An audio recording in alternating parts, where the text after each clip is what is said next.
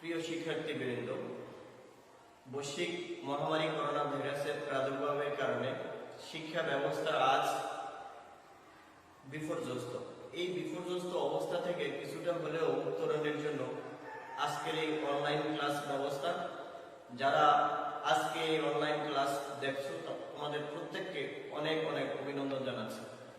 আমি মোহাম্মদ মুশারফ হোসেন, প্রভাষক, বাংলা বিভাগ, বাংলা বাজার ফাতেমা খানম ডিগ্রি কলেজ, ভোলা সদর, ভোলা।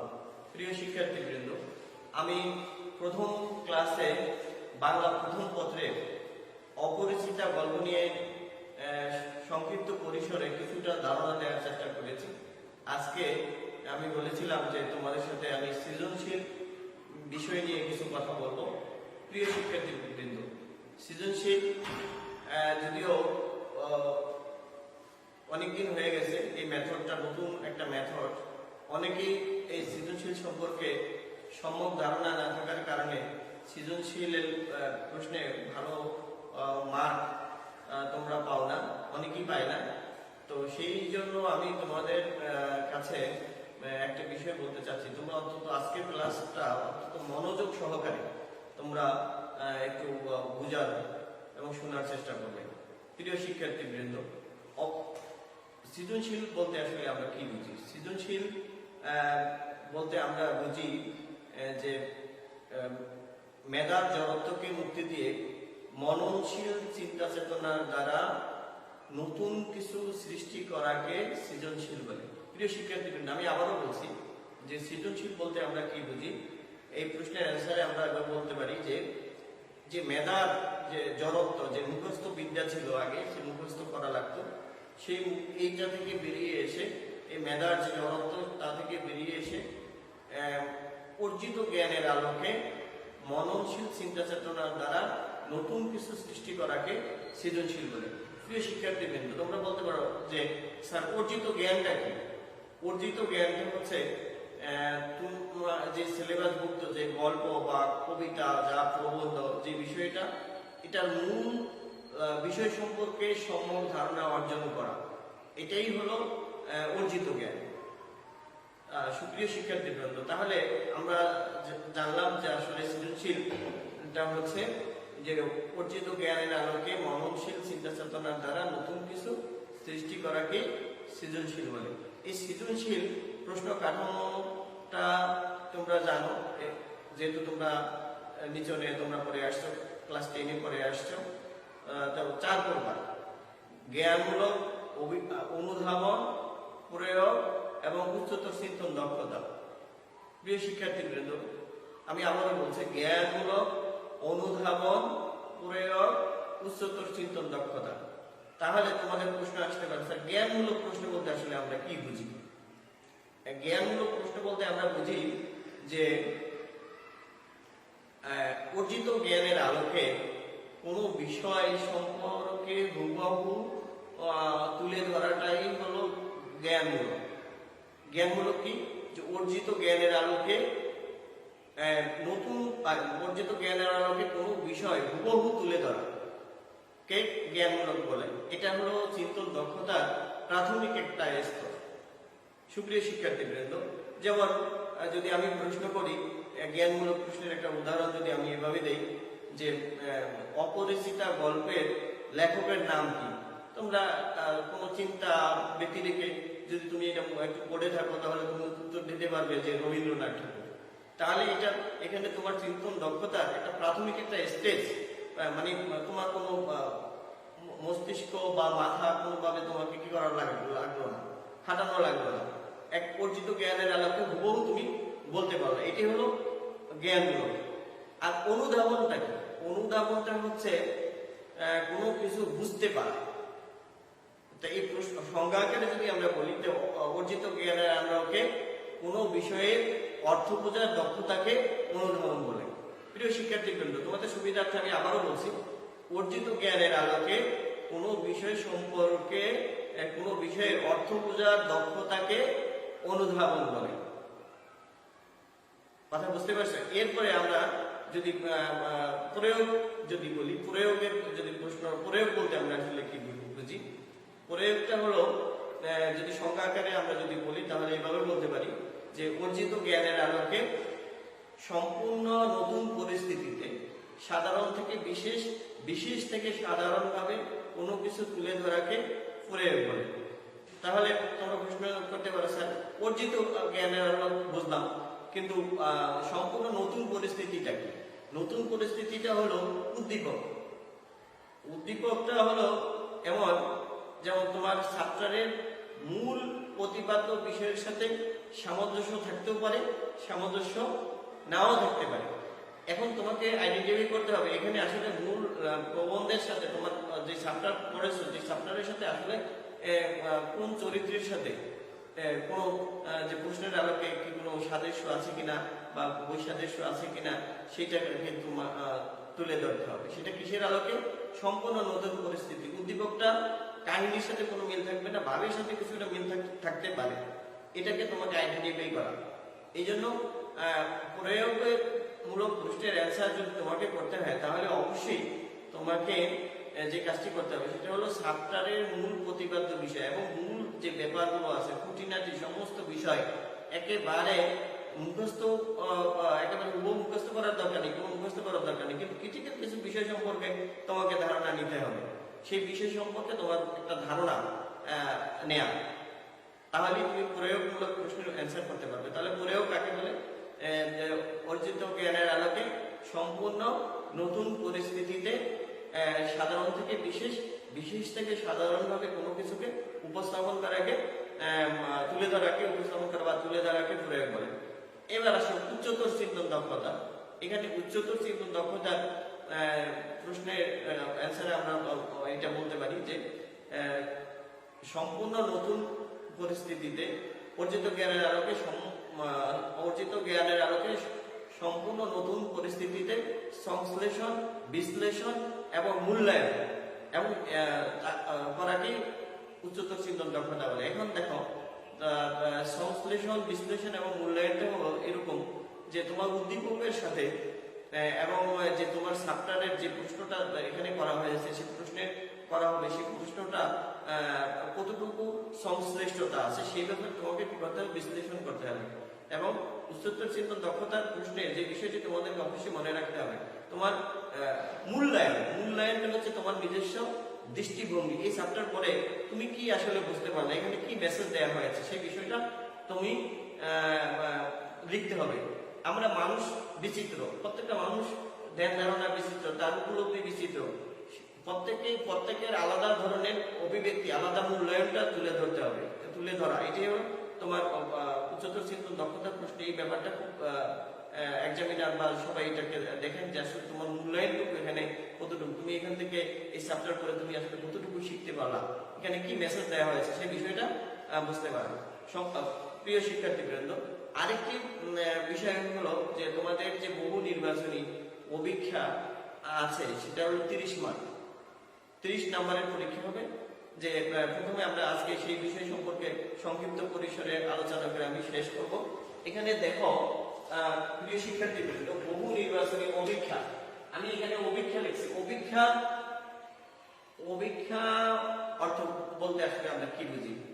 অভিক্ষা আর প্রশ্ন এটার মধ্যে কি কোনো পার্থক্য আছে? হ্যাঁ, অভিক্ষা এবং প্রশ্নের মধ্যে পার্থক্য আছে। কোনো বিষয়ে যদি প্রশ্ন করা হয়, উত্তর যে প্রশ্নটা করা হয় সেটা হলো প্রশ্ন। যেমন তোমার নাম, এখন তুমি তোমার নামটা বলে দিলা। আর যদি সেখানে অভিক্ষাটা হলো প্রশ্ন গুচ্ছ, অনেকগুলো প্রশ্ন থাকবে, যেমন 4টা প্রশ্ন থাকবে, সেটার মধ্য থেকে তোমাকে একটা প্রশ্নের আইডেন্টিফাই করতে হবে যে এইটা, এই যে প্রশ্ন মালা বা প্রশ্ন গুচ্ছটাকে অভিক্ষা বলা হয়।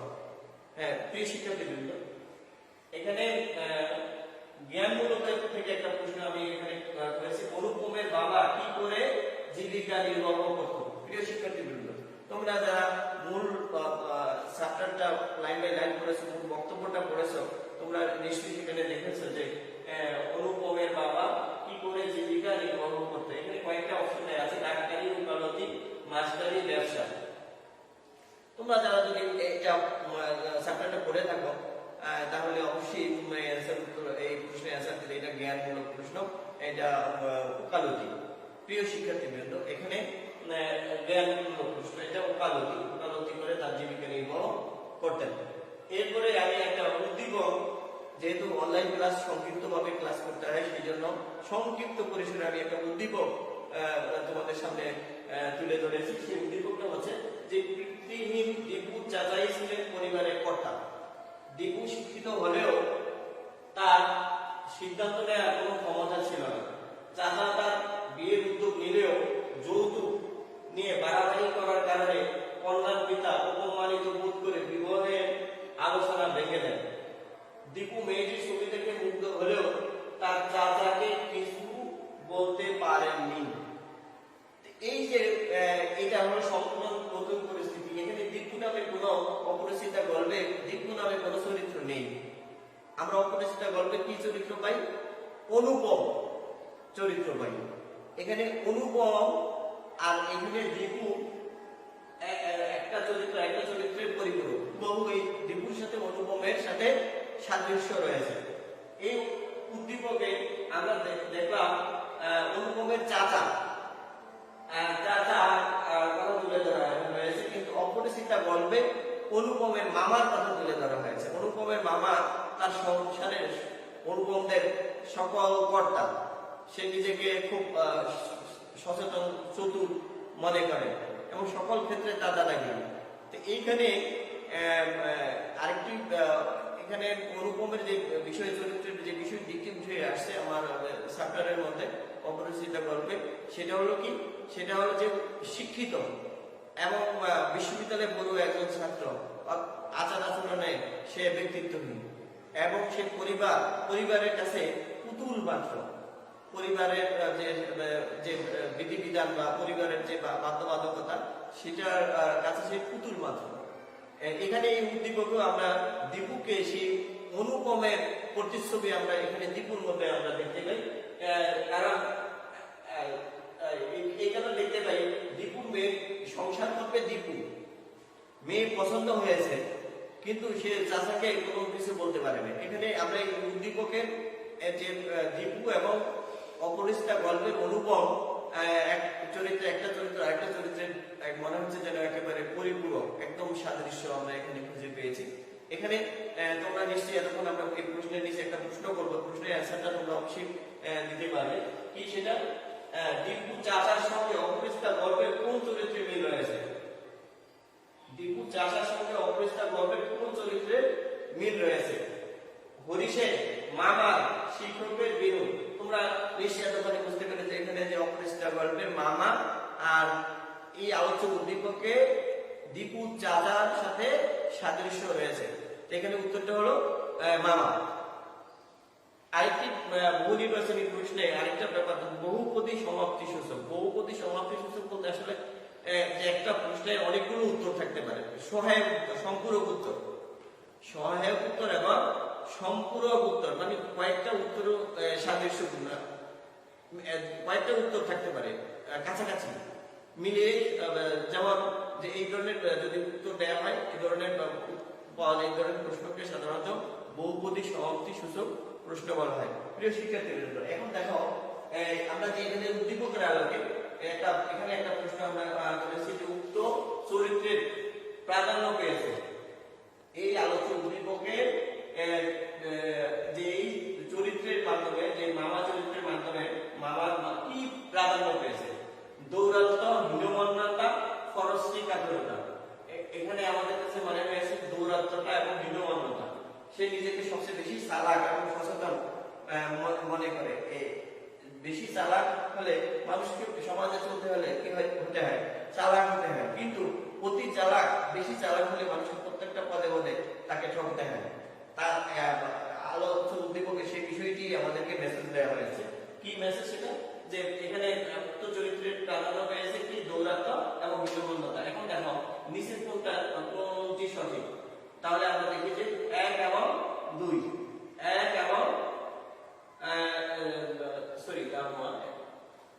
পেয়েছে দৌরাত্ম্য, হীনমন্যতা এবং ফরশ্রী কাতরতা। তো দৌরাত্ম্য এবং ফরশ্রী কাতরতা এই দুইটা এখানে প্রশ্নের অ্যান্সার, মনে হয় তাহলে 1 নম্বর প্রশ্নের অ্যান্সারটা গেল এখানে সঠিক, রাইট এবং উত্তর। সুপ্রিয় শিক্ষার্থীবৃন্দ, তোমরা সৃজনশীল পদ্ধতিটা অত্যন্ত একেবারে কঠিন বলে কিছু নেই। যদি তোমরা মনোযোগ সহকারে ভালো করে একটু স্টাডি করো, শিখো, তাহলে তোমাদের জন্য সহজ হবে। আমি ক্লাস পরিশেষে তোমাদেরকে একটি কথা বলবো যে একটা শব্দের অর্থ, চ্যাপ্টারের একটা শব্দের অর্থ যদি তোমার বোধগম্যের বাহিরে থেকে যায়, তাহলে ওই চ্যাপ্টার ওই লাইনটা বুঝবে না। ওই লাইনটা না বুঝলে পুরো ওই বাক্যটা বুঝবে না। ওই বাক্যটা না বুঝলে ওই চ্যাপ্টার সম্পর্কে তোমার কোনো একটা অস্পষ্টতা থেকে যাবে। এই কারণে আস্তে আস্তে এইভাবে তোমার কাছে সবকিছু কঠিন বলে মনে হবে। এই জন্য তোমরা এই যে বই বাংলা এনসিটিভি কর্তৃক যে বইটা তোমাদের জন্য নির্ধারিত, বইয়ের যদি তোমরা একটু কিনো, ক্রয় করো, তো সেখানে অনেক শব্দের অর্থের সমাধান দেওয়া আছে। এছাড়াও যদি তোমরা অনেক শব্দের অর্থ যদি না পারো, তাহলে এখন ডিজিটাল যুগ, তুমি গুগল এর কাছে যদি সার্চ দাও, শব্দ অর্থ জানতে চাও, দ্রুত তোমাকে সমাধান দিয়ে দিবে, তুমি সেখান থেকে উত্তর নিয়ে নিতে পারবে। তো তোমরা আরেকটি কথা, যে কথাটুকু আমি গত ক্লাসে বলেছি, তোমরা তোমাদের সামাজিকভাবে, ব্যক্তিগত জীবনে, পারিবারিক জীবনে মাদকের বিরুদ্ধে তোমাদের অবস্থানটা সুদৃঢ় হতে হবে। হ্যাঁ, মাদককে না বলতে হবে। এবং তোমরা যে যেখানে আছো সুস্থ থাকো, ভালো থাকো। যেহেতু বাংলাদেশ সরকারের পক্ষ থেকে বলা হয়েছে যে সামনে শীত, আরো করোনা পরিস্থিতি আরো ভয়াবহ দিকে হতে যেতে পারে, তোমরা সুস্থভাবে থাকবে এবং স্বাস্থ্যবিধি মেনে বাসায় অবস্থান করে পড়াশোনা করবে। তোমরা ভালো থাকবে যে যেখানে থাকো। তোমাদের সুস্থতা কামনা করে আমি আজকে এখানে এই পর্যন্ত শেষ করছি। আল্লাহ হাফেজ। আসসালামু আলাইকুম ওয়া রাহমাতুল্লাহ।